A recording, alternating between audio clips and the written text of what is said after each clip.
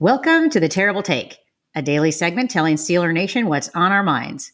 I'm Melanie Friedlander. I loved what the Steelers did in the 2023 NFL Draft.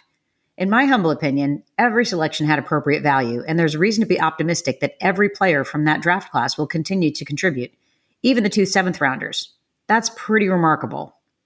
With that said, I'm excited to see what General Manager Omar Khan does in his second year at the draft. I like his aggressive approach in free agency the past 2 years, and I'm hopeful that more glaring roster holes will be addressed effectively with this year's rookie class. With that said, I am a little nervous, too. It's not an exaggeration to say that prior to last year, the team has missed many opportunities to rebuild a sagging offensive line through the draft and free agency after losing long-term starters to retirement over recent years. As much as the Steelers fans were spoiled with Ben Roethlisberger at quarterback for so long, we probably didn't realize how good we had it with a line of Maurkice Pouncey, Ramon Foster, Trey Essex, and friends. The Kansas City Chiefs rebuilt a horrible offensive line in a single offseason and wasted little time to win back-to-back Super Bowls.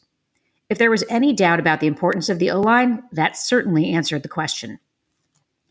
Hindsight is always 20/20, and playing Monday morning quarterback on draft selections isn't really fair. Evaluating a player's potential is hard.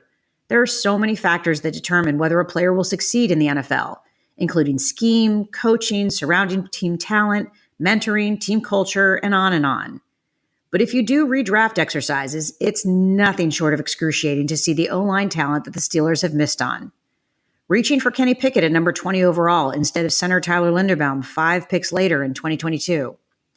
I was a fan of drafting Pat Freiermuth in 2021, and he was worth the number 55 pick, but there was center Creed Humphrey taken 8 spots later. Instead, the Steelers went with Kendrick Green at their next pick. Just imagine if they had traded up to get Humphrey instead. It would have been worth whatever later picks it cost, especially the year after Pouncey hung up his cleats. You could go back to any past draft class and find ways the team could have done better. So I'm not trying to tear down some of the incredible work that GM Kevin Colbert did over his long career. And I get the concept of best player available, so you don't reach to fill a need. But if there is ever a year to spend high draft picks on the offensive line, the time is now. That's my take. You can follow me on Twitter @GirlSurgeon.